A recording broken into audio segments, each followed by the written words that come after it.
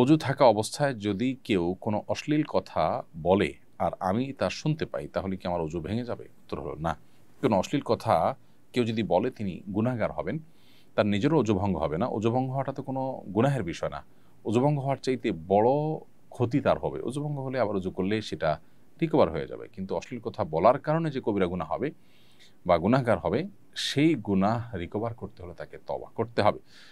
আর যিনি শুনেছেন তিনি স্বেচ্ছায় সজ্ঞানে ইচ্ছাকৃতভাবে আনন্দচিত্তে শুনেছেন এমন নয়, বরং তার কানে এসেছে, এরকম হলে তার কোনো দায় নেই ইনশাআল্লাহ তাআলা। অজু ভাঙার তো প্রশ্নই ওঠে না।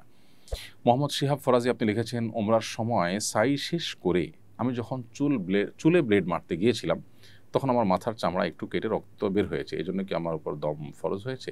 না, আপনার ব্লিডিংয়ের কারণে দম আবশ্যক হয় না। অতএব আপনার চুল চাঁচতে গিয়ে মাথা যদি কেটেও যায়, এমনকি অন্য কোনো কারণে আপনার পাও বা হাত বা শরীরের কোনো অঙ্গ প্রত্যঙ্গ যদি ইনজুর্ড হয়, তাতে আপনার দম আবশ্যক হয় না। এভরিডে টেক্সটাইল এআইডি থেকে আপনি লিখেছেন, টেক্সটাইল ইন্ডাস্ট্রির প্রিন্টিং ডিপার্টমেন্টে বায়ার প্রদত্ত বিভিন্ন ধরনের কার্টুন প্রাণীর ছবি প্রিন্ট করা হয়, সেখানে চাকরি করা যাবে কিনা? একজন টেক্সটাইল ইঞ্জিনিয়ার হিসেবে বিভিন্ন টেকনিক্যাল বিষয়সমূহের দায়িত্ব পালন করতে হয়, শরীয়তের দৃষ্টিতে এটি জায়েজ হবে কিনা? আপনার বেশিরভাগ কাজ যদি হালাল হয়, এরকম দু চারটা কাজ হয়, তাহলে সেক্ষেত্রে আপনার পুরো উপার্জন হারাম হবে না। তবে হ্যাঁ, যেটুকু হারাম সেটুকুর জন্য আপনার যে ভূমিকা, আপনি যে সেটির জন্য কাজ করছেন, সেটুকু তো অবশ্যই হারাম হবে, হারামের সহযোগিতা হিসেবে। অতএব যদি বিকল্প কোনো পথ আপনার সামনে খোলা থাকে, সেই পথে আপনার যাওয়ার চেষ্টা করা দরকার। ফারজান আক্তার আপনি লিখেছেন, দুরুদ ইব্রাহিম একবার পাঠ করার সময় অন্যান্য ছোট দুরুদ কয়েকবার পাঠ করা যায়, সেক্ষেত্রে কোনটা পাঠ করা উত্তম? নামাজের মধ্যে দুরুদ ইব্রাহিমই পাঠ করা উত্তম, সেটা তো বলাই বাহুল্য, কারণ এটি সুন্নাহ দ্বারা সাব্যস্ত। একটি সুন্নাহ অসংখ্য নফলের চাইতে শ্রেষ্ঠ, অর্থাৎ সুন্নাহ নয় এরকম সাধারণ নফলের চাইতে সুন্নাহ অনেক বেশি গুরুত্বপূর্ণ। বিধায় দুরুদ ইব্রাহিম পড়তে হবে, কারণ নবী করিম সাল্লাল্লাহু আলাইহি ওয়াসাল্লাম নামাজে আমাদেরকে এটি পাঠ করার শিক্ষা দিয়েছেন।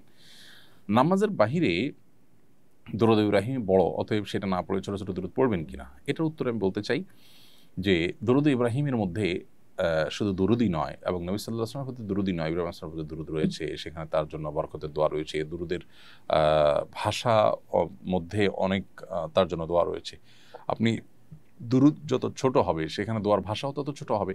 আপনি যখন একটা দুরুদের মধ্যে কয়েকবার দোয়া করবেন এবং কয়েকটা দোয়া থাকবে, সেখানে বিভিন্ন অ্যাঙ্গেল থেকে দোয়া করা হবে নবী সাল্লাল্লাহু আলাইহি ওয়াসাল্লামের জন্য, সেটা নিশ্চয়ই একটা ছোট্ট দোয়ার চাইতে শ্রেয় এবং শ্রেষ্ঠ হবে। সেই অর্থে নবী সাল্লাল্লাহু আলাইহি ওয়াসাল্লাম যে দুরুদ শিখিয়েছেন, অর্থাৎ দুরুদ ইব্রাহিম, সেটা অন্য দুরুদ যে কোনো দুরুদের চাইতে যে কোনো সময় শ্রেয় এবং শ্রেষ্ঠ। এটা ঠিক যে নবী সাল্লাল্লাহু আলাইহি ওয়াসাল্লাম বলেছেন, মান সাল্লা আলাইহি মাররাতান সাল্লাল্লাহু আলাইহি আশারা, কেউ যদি আমার প্রতি একবার দুরুদ পাঠ করে, তার প্রতি আল্লাহ তাআলা 10 বার রহমত নাযিল করবেন। সে অর্থে দুরুদ ইব্রাহিমকে পড়ার চাইতে ছোট ছোট দুরুদ যদি হাদিসে বর্ণিত হয়, সেগুলো কয়েকবার পড়া উত্তম। আর যদি হাদিসে বর্ণিত না হয়, তাহলে হাদিসে বর্ণিত দুরুদ অন্য সাধারণ দুরুদের চাইতে উত্তম, সেটা বলার অপেক্ষা রাখে না। ফাতেমা আক্তার আপনি লিখেছেন, স্কুলে থাকতে ফ্রেন্ডদের থেকে টুকটাক টাকা নেওয়া হয়েছে 10-20 টাকা এমন, আমিও দিয়েছি, কিন্তু তার কোনো হিসেব নাই। অনেক বছর চলে গেছে, মনেও নাই কোনো টাকা পাবো কি না, কেউ টাকা পাবে কি না, কিন্তু এখন ভয় হচ্ছে আমি 1 টাকা হলেও ঋণী আছি কিনা। এ ভয় থেকে বাঁচার জন্য যদি কিছু টাকা দান করি, আমার ঋণ মাফ হবে কিনা? হ্যাঁ, কিছু টাকা যদি আপনি দান করে দেন ওই নিয়তে যে আল্লাহ, কেউ যদি আমার কাছ থেকে টাকা পাওনা থেকে থাকে, তাদেরকে আপনি এর সব দিয়ে দিবেন, সেই মর্মে আপনি দান করে দিতে পারেন এবং দায়মুক্ত হয়ে যাবেন ইনশাআল্লাহ বিদিনিল্লাহ। আর খুব ছোটোখাটো কোনো অ্যামাউন্ট হলে সাধারণত বন্ধুবান্ধবরা সেটা দায় দাবি রাখেও না। অতএব প্রথমত এটা নিয়ে আপনার খুব বেশি অরিড হওয়ার কারণ নেই। দ্বিতীয়ত হলো যে যদি কিছু টাকা আপনি দান করে দেন, আনুমানিক যে এর বেশি হবে না, অতএব এই টাকাটা আমি দান করে দিলাম, নিজে সওয়াবের নিয়ত না করে যারা পাওনাদার হতে পারে সম্ভাব্য তাদের পক্ষ থেকে, তাহলে ইনশাআল্লাহ আপনি দায়মুক্ত হয়ে যাবেন। প্রিয় দর্শক, এমনি শফিকুল ইসলাম আপনি লিখেছেন, আমি কোরআন শরীফ 17 পারা মুখস্থ করেছি, এখন মোবাইলে অনেক আসক্ত হয়ে পড়েছি, নিয়মিত তেলাওয়াত করা হয় না, মাঝে মধ্যে তেলাওয়াত করি, আপনার পরামর্শ উপদেশ কামনা করছি। মাশাআল্লাহ, 17 পারা কোরআন মুখস্থ করা মানে তো অনেক বড় একটা অ্যাচিভমেন্ট এবং অর্জন। মোবাইলের আসক্তি আমাদের জীবন থেকে অনেক মূল্যবান বিষয়কে, অনেক মূল্যবান বস্তুকে কেড়ে নেয়।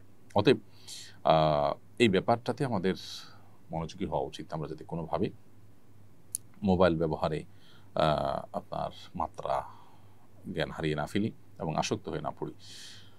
এটা থেকে উত্তরণের জন্য নিজের বিরুদ্ধে নিজেকে সঠিক সিদ্ধান্ত এবং কঠোর সিদ্ধান্ত গ্রহণ করবার জন্য প্রস্তুতি নিতে হবে। আপনি স্মার্টফোন ব্যবহার করে একটা বাটন ফোন ব্যবহার করেন এবং এতে আপনার সামান্য কিছু অসুবিধা হবে, কিন্তু অর্জন হবে তার চেয়ে অনেক বেশি। এর বাইরে স্মার্টফোনে আপনি সোশ্যাল মিডিয়ার স্ক্রলিং বন্ধ করার জন্য সেই অ্যাপগুলোকে আনইনস্টল করে ফেলুন এবং এই সিদ্ধান্তে অটল থাকুন। এতে আপনার যত কষ্টই হোক, ইনশাআল্লাহ এরপর দেখবেন আপনার সময়ের মধ্যে বারাকা আল্লাহ তাআলা দিচ্ছেন। অথবা যদি এটা ব্যবহার করতেই হয় তাহলে লিমিটেড টাইম ব্যবহার করবেন, একটা নির্দিষ্ট সময়, এরপর এটা অটোমেটিক যাতে লক হয়ে যায় সেই এরকম অনেক অ্যাপ আছে, সেই অ্যাপগুলো ইনস্টল করতে পারেন, ব্যবহার করতে পারেন। আর চর্চা এবং তেলাওয়াত বাড়ানোর জন্য নিজের মানসিক সিদ্ধান্ত, স্থিরতা, দৃঢ়তা এটা সবচেয়ে বেশি গুরুত্বপূর্ণ। আল্লাহ আপনাকে তৌফিক দান করুন। আস-সুন্নাহ ফাউন্ডেশন, উম্মার স্বার্থে সুন্নাহর সাথে।